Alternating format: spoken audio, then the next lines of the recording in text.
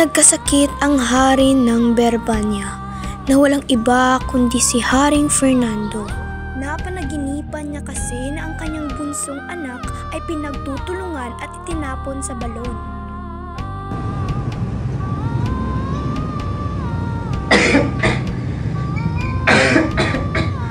Narinig ng tatlong magkakapatid na mayroong mahiwagang ibon na maaaring makapagpapagaling sa kanilang ama na may karamdaman.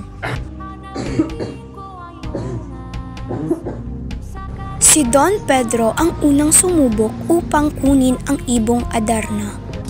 Nabighani siya sa pagkakita niya sa puno ng Piedras Platas. Naisipan ni Don Pedro na magpahinga sa ilalim ng puno ng Piedras Platas. At ito ay nakatulog dahil sa awit ng ibong Adarna. Nadumihan ito. Si Don Pedro ay naging bato. Ang pangalawang sumubok naman na kunin ang ibong Adarna ay si Don Diego. Si Don Diego ay nabighani rin sa kagandahan ng Piedras Platas. At dahil sa kahabaan ng kanyang paglalakbay, siya ay napagod at nagpahinga sa ilalim ng puno ng Piedras Platas. Nakatulog ito dahil sa awit ng ibong Adarna. At nadumihan din si Don Diego.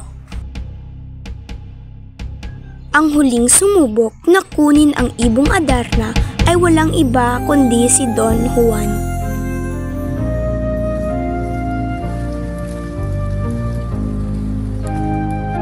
Gamit ang labaha ay sinugatan ni Don Juan ang kanyang kamay.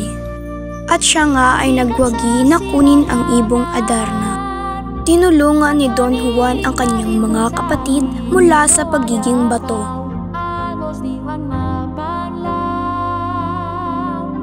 Ngunit siya ay pinagtaksilan nito. Siya ay pinagtulungan at binugbog. Inuwi ni na Don Pedro at ni na Don Diego ang ibong Adarna, ngunit hindi ito umaawit.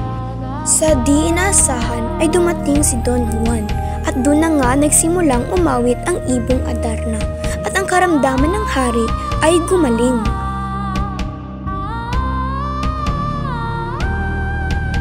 Tumalon si Don Juan sa balon.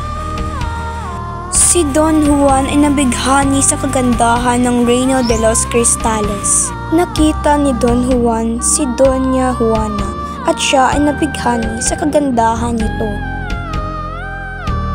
Ako'y iyong kapaban o prinsesang minamahal at kung ito'y kasalanan sa parusay na kalaan. Bago niya maging kasintahan si Doña Juana ay kailangan niya munang talunin ang higanting tagapagbantay ni Doña Juana sa ilalim ng balon. Don Juan, aking sinta, tiyak ay aalis ka tang dito ay may iwan pa ang bunso kong si Leonora.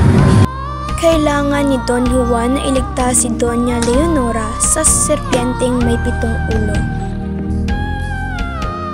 At nagtagumpay ngang iligtas ni Don Juan si Doña Leonora sa serpyenteng may 7 ulo.